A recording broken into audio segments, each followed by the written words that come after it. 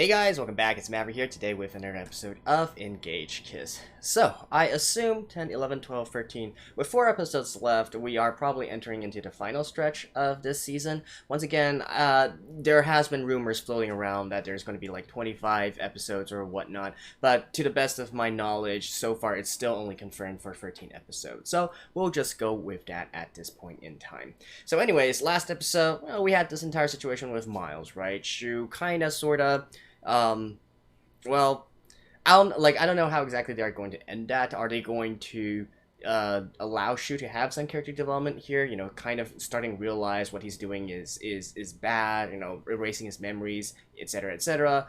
I personally don't think so. Not quite yet.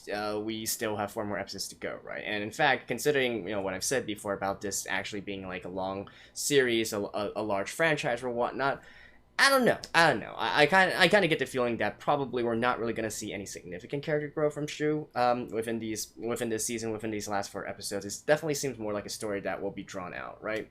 But with that in mind, so what could we be looking at? Well, probably the Asmodeus, right? And so we revealed that last episode, Asmodeus actually took the form of Shu's mother. Like I assume Asmodeus later on sort of like infiltrated Shu's mother and took over her body or whatnot. And wasn't, she wasn't exactly Asmodeus from the very beginning. But I do hope they kind of explore that backstory a little bit more. Although I don't really think so. Probably not this early on. But in any case, let's get into the episode.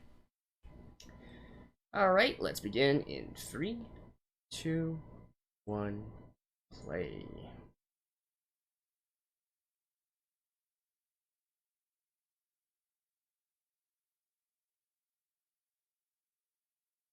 Alright. This has to be some demonic activity, right? Oh. I would presume this is Kana, Shu's sister. Is that the Lance of Longinus there?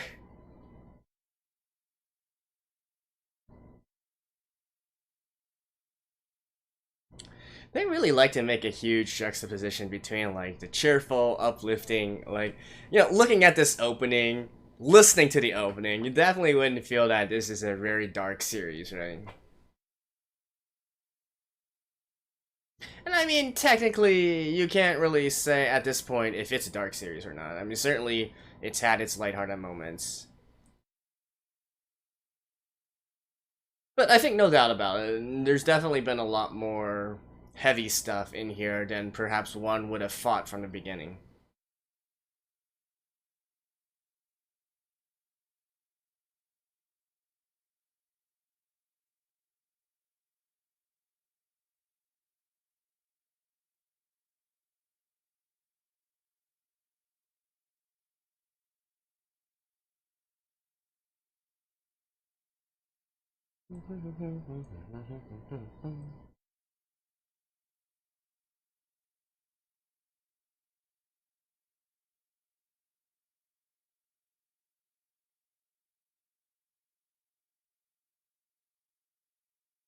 I actually really like how this works.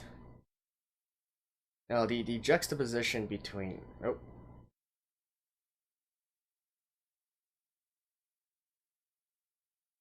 Oh, you certainly drink a lot. Where do your calories go?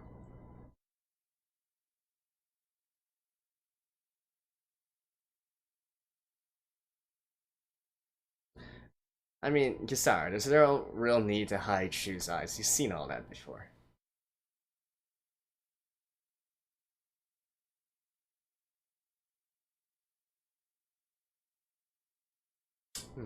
Well, she say or not.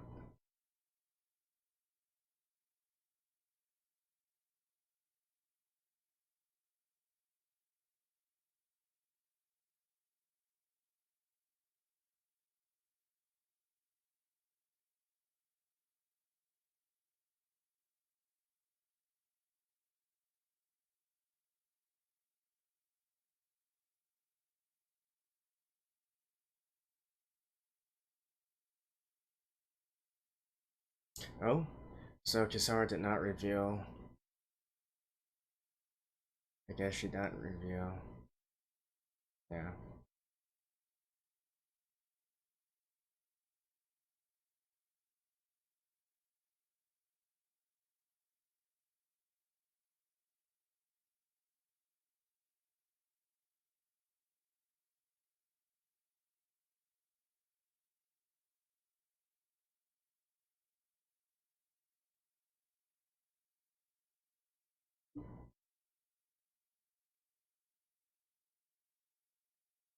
They've all been women, eh?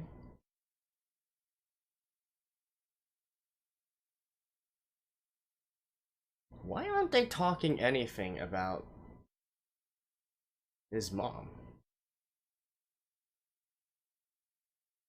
Oh. So Asmodeus doesn't take over people.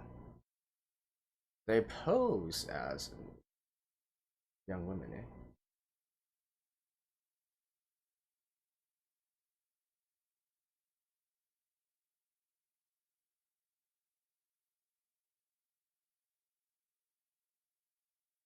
But yeah, 12 years ago that doesn't make sense, right? Because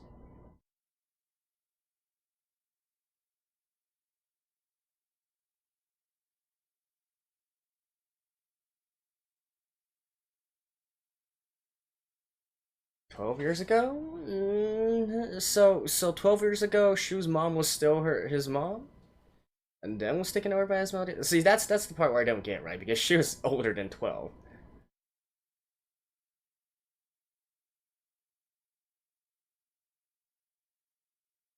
She's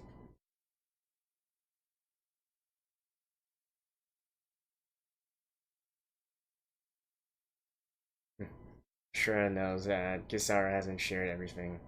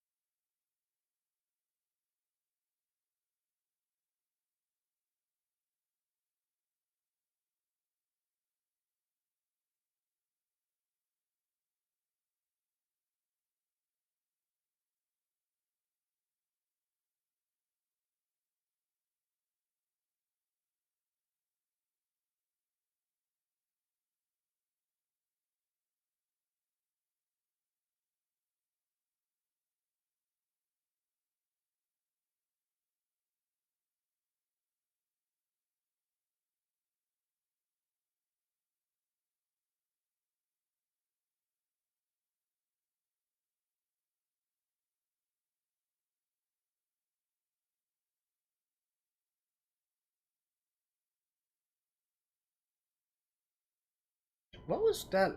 What was that reaction between Shu and Ayano? I don't quite get like what that was supposed to mean. Like, did he forget more memories of Ayano, or was he just shaken up by recent events, or what? I don't get it.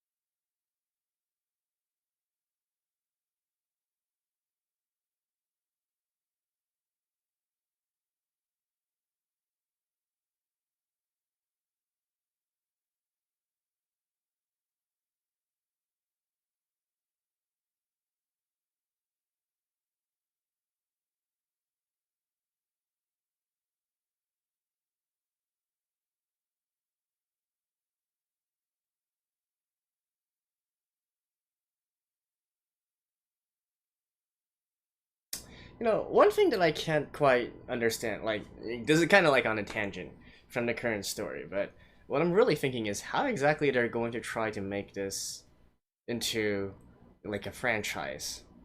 Like, how is that gonna work?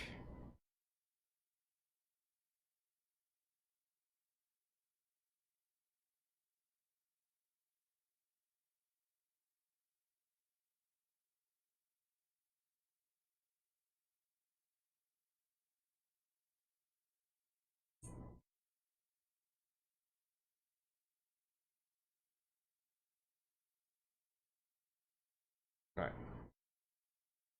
Buried it? Or what?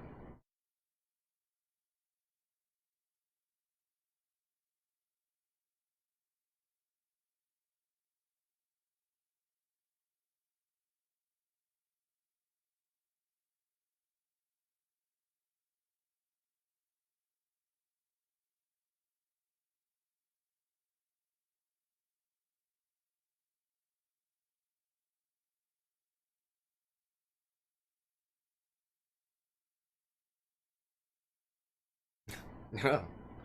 That's interesting.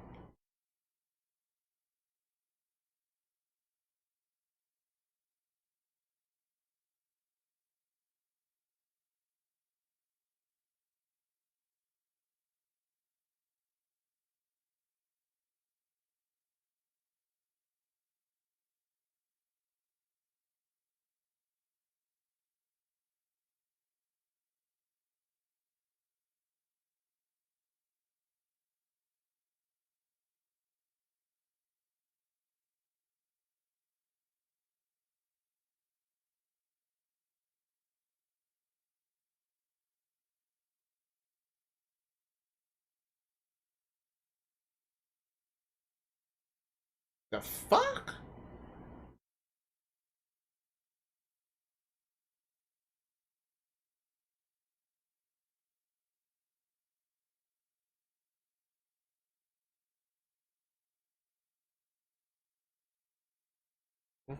Okay, so I think that kind of that that answered one of the questions, right?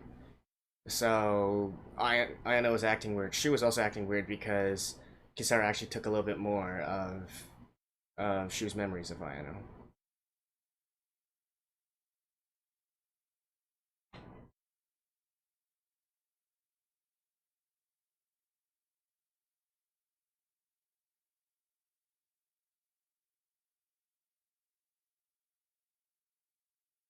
Oh, so okay, so it was a switch.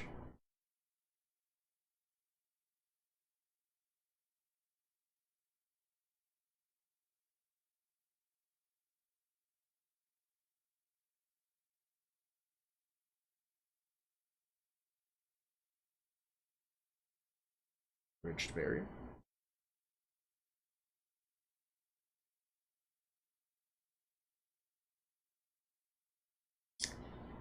Which seems to be like a noble thing, right?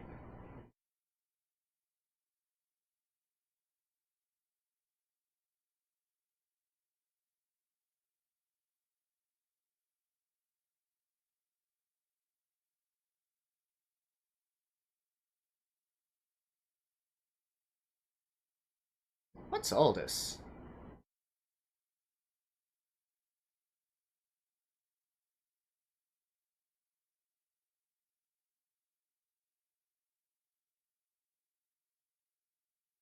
Oh yeah, because he has cameras all around, right?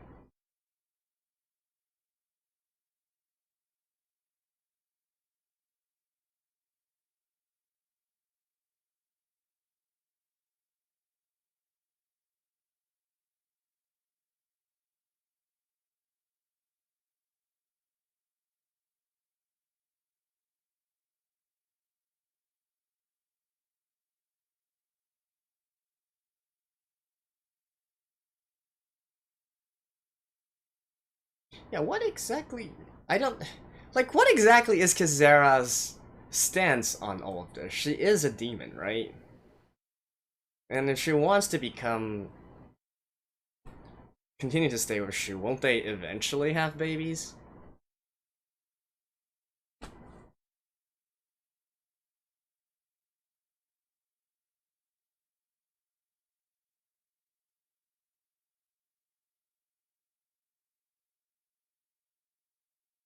By the way, this yacht is like way overkill for 2 people.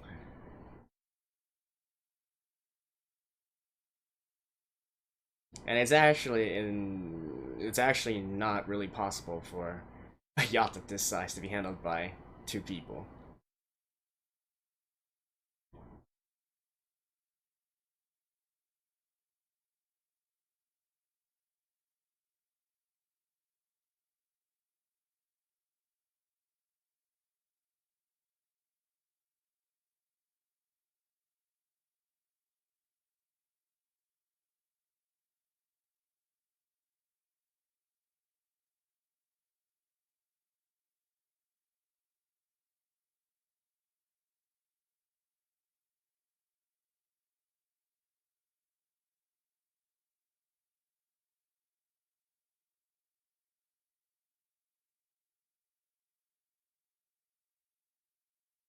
Here comes the big guns.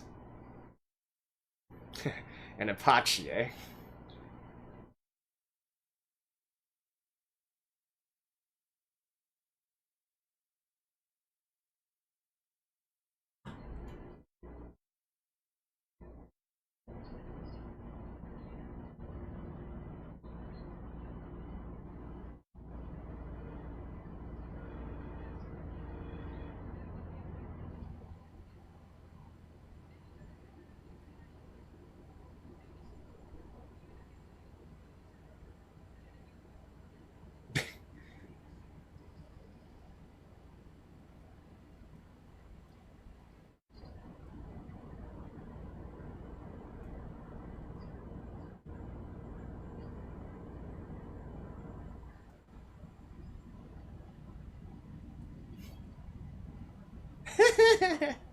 Yeah,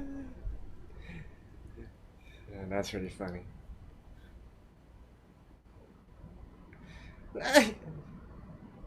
It's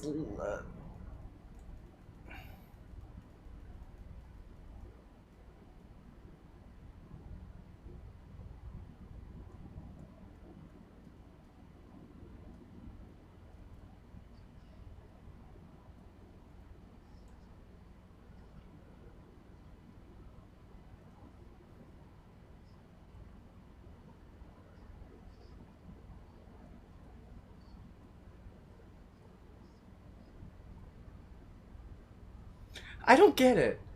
Why are you guys on the opposite sides? It's not like the other humans are looking to revive Asmodeus. What the hell?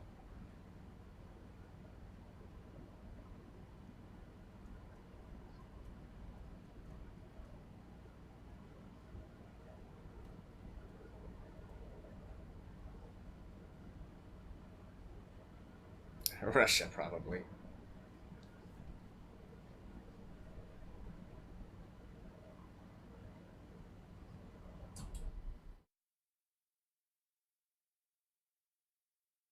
Nope.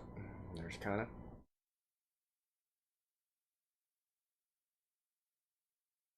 So she's just been here for 12 years? Is that the implication here?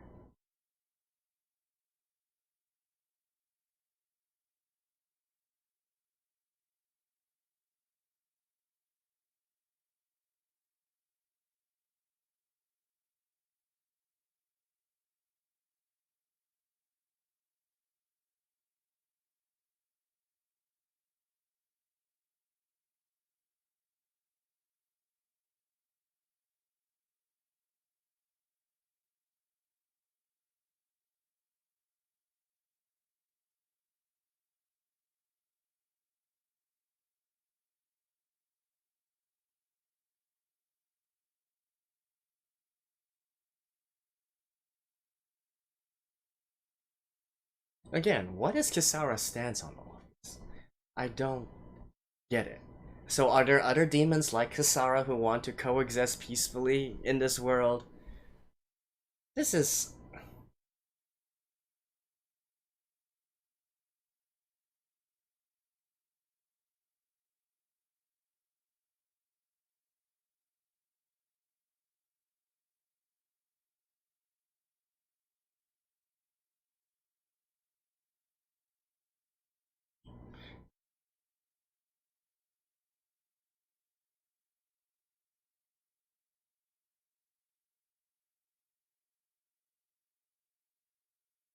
What the F? So it's gonna protect, shield against that?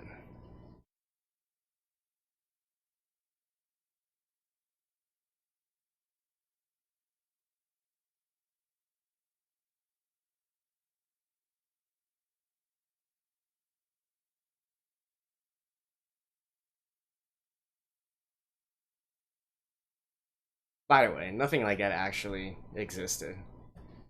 They were trying to make some developments into it, but honestly more from a defensive standpoint rather than an offensive standpoint.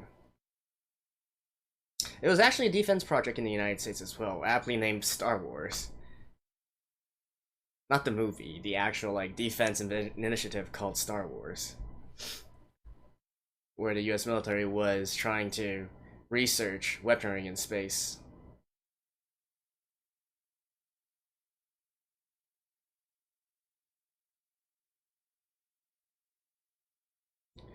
What the hell is she made of?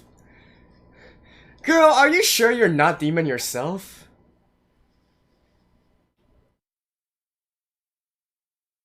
What the actual hell?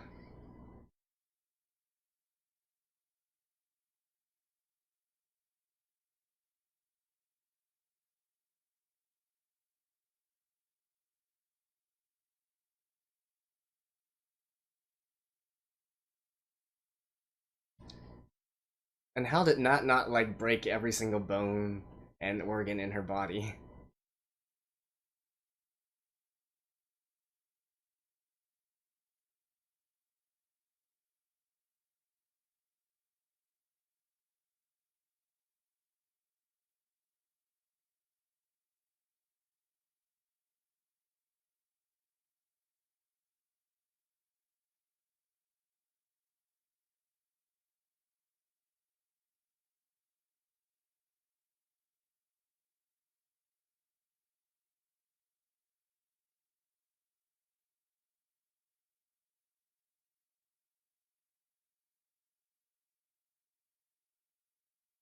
It's obviously gonna be Shu to the rescue at the very end, eh?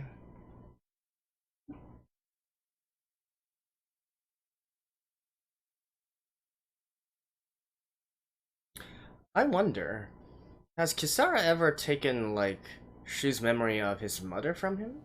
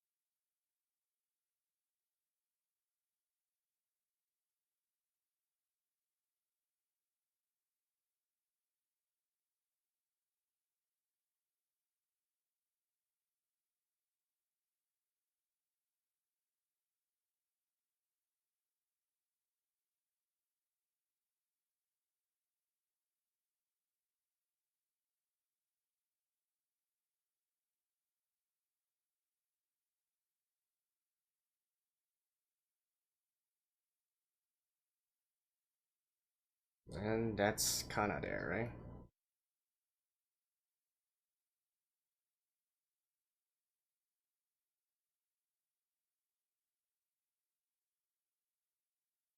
Yay!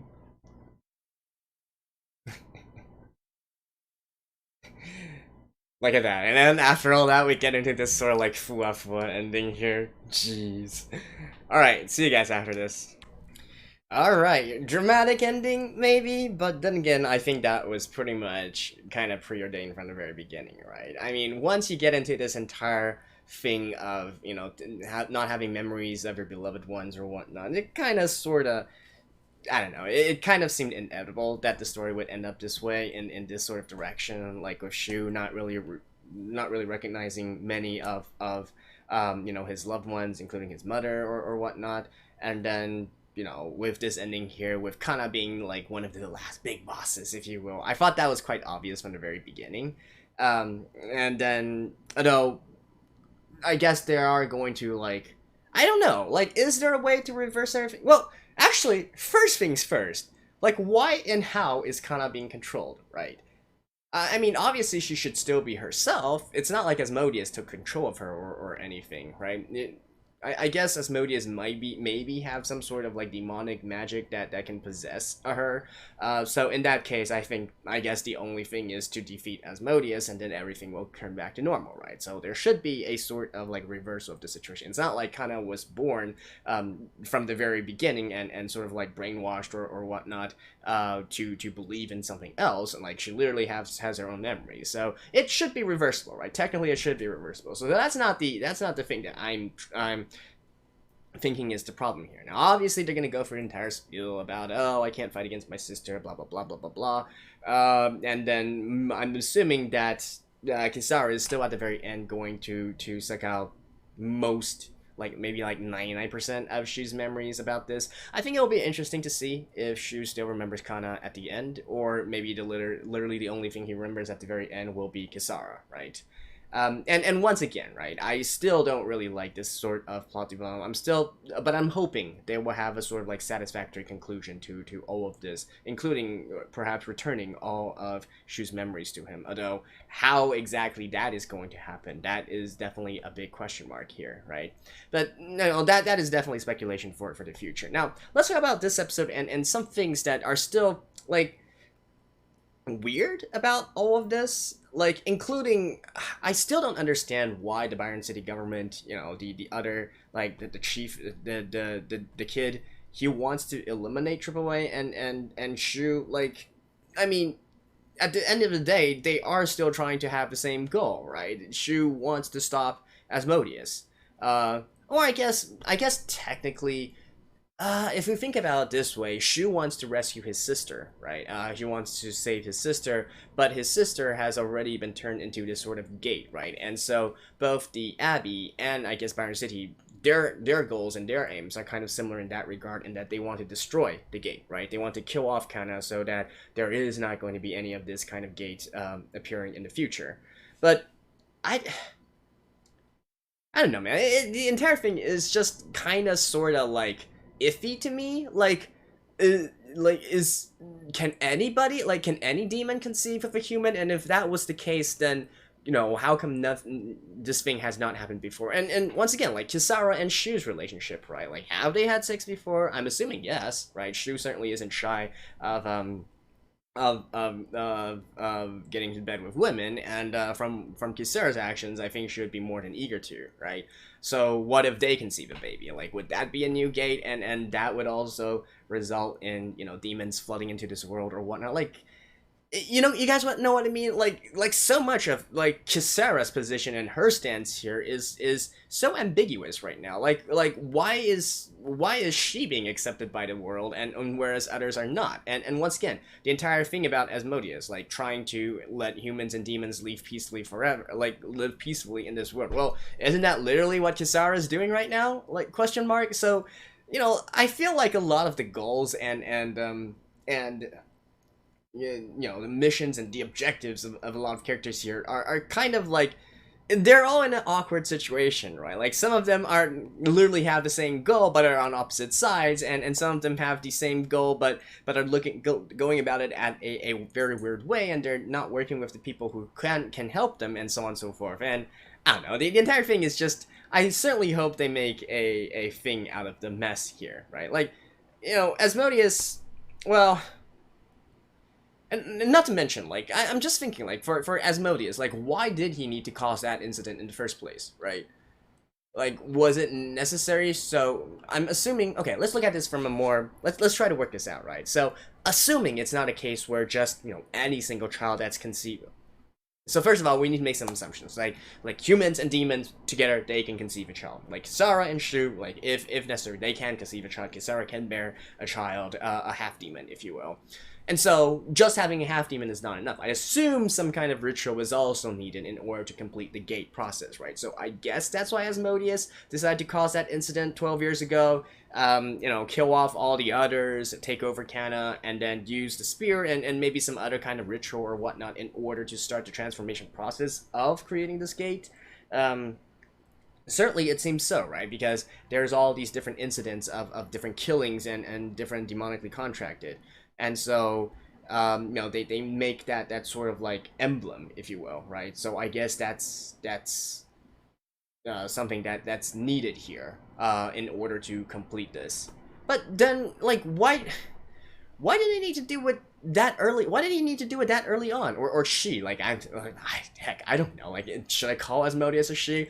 Maybe she is a woman. Like, she certainly, like, Asmodeus is taking on young women's body throughout the centuries, right? I mean, do demons even have a sex in the first place? Like, question mark. But Kisara is very clearly a female, right? So I'm assuming so. And the past demons that we've saw before, they've clearly had some, they're either like more in the male camp or the female camp. So that I don't know. There's so much speculation going on here, and I'm just not entirely convinced that all of this is making sense at this point in time, but hopefully they will come up with an explanation that makes sense, right? And don't get me wrong, like I don't really require things to be like entirely tight or anything, but I do hope that people or the direction, the worldview of this, right, the overall storyline will be devoid of like some really obvious holes, or the things that don't really make logical sense here, right? Like, why did Asmodeus need to do something like 12 years ago in order to do that? And why couldn't he have just waited hidden in plain sight, if you will, right? And, just play the role of the mother, bring Kanna up, and slowly corrupt her little by little, right? Wouldn't that have been maybe a better case for all of this, right? And certainly I feel, yeah, anyways, well, hopefully we'll learn more in the next 3 episodes here, as we are in, well, I can safely say we are in the final arc right now. And I mean, I guess at the end of everything, what I'm expecting from the season end is for Asmodeus to at least be temporarily defeated, for Kanna to be released from his clutches, and for Shu's memories, or at least some important memories, to still be at his side, or whatnot, and continue living on. I mean, I do think that they are still going to be keeping this sort of triangle dynamic even towards the very end, right? Even though it does seem more so aimed towards a Kisara kind of ending route. It is giving me a lot of those kinds of vibes, right? But I'm still unsure about that right now. I think it's still a little bit too early to crown a winner, or indeed any sort of like conclusive ending to all of this. Once again, like I said before, we could very well head into a true like triangle ending as well, right? Because Gisera is a demon, whereas Ayano is a human. So typically in a lot of this kind of works where we're dealing with characters who are not necessarily all human, the chances of us having like a multiple people and person ending also heightened, is heightened as well. So we could also be heading towards something like that. I presume that at the very end we're going to get into a sort of like a happy ending here. I don't really foresee this going into a more darker route or anything, especially considering that it's supposed to be a franchise, and it's supposed to be like a sort of basis for future stories and future derivative works and whatnot. You need to leave something open for interpretation. Make this just like the end of a chapter, but a new chapter is beginning, right? Beyond all that, I guess I was kind of sort of not all that, like, the entirety of the entire like attack helicopter scene and whatnot, and the things leading up to it were kind of random in a lot of ways. Indeed, I feel like Ayana also kind of like pulled out the gun a little bit too early. to be frank, I feel like she probably could have done something else to sort of like convince Linfa, but I guess it doesn't really matter like which method that she chooses. The moment that the brother understands that Ayano was trying to learn about the true location and all that, probably he would have set loose the people here and tried to cover up the situation. Which, by the way, we still haven't completely. Is Asmodeus working in cahoots with the family, like with the grandfather and whatnot? Like, what is their deal, right? Or are they also completely, like I said before, they're really just trying to hold on to their position as mayor, trying to hold on to the source of Organium, in order to continue to have their sort of like privileged position as the the city, basically the center of the world, if you could say. I don't know. There's so many questions, and I'm sorry if I don't really go into sort of like the emotional aspects of all of it, but honestly, I'm pretty jaded towards this kind of storyline, especially especially in the case where you know that there's probably going to be some sort of resolution. Like, I honestly don't foresee Kenna dying. It just doesn't seem like something to do, especially when you build up her character so much, and especially since she is now deemed like the gate, right? The sort of like combination of a human and demon. So especially because she is so important and because of her special status here. That's why I just don't really see that happening. At most, maybe like her soul or something splinters off and gets embedded into, I don't know, Kisara, for example, something of that nature, right? I could see an ending like that happening, but I don't really see an ending where they just kill off her, unless they also want to remove Shu's memories of Kana, like, of the incident 12 years ago. And I mean, would I hate that ending?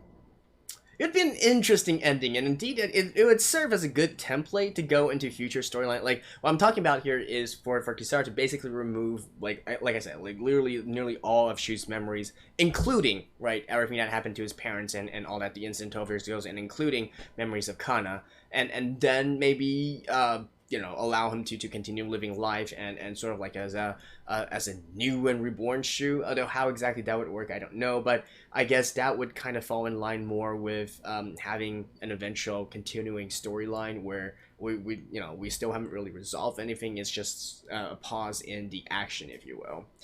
But I guess we'll know when we get there. In any case, sorry if this has been kind of like a rambling, but yeah, like I said, there's like so many different excerpts of information, and it's really kind of hard to put them all together into one coherent sort of idea right now at this point. We need more information, right? We need more puzzle pieces. All right. Anyways, that has been it for Engage Kiss episode 10. Thank you guys. See you guys next time. Bye bye.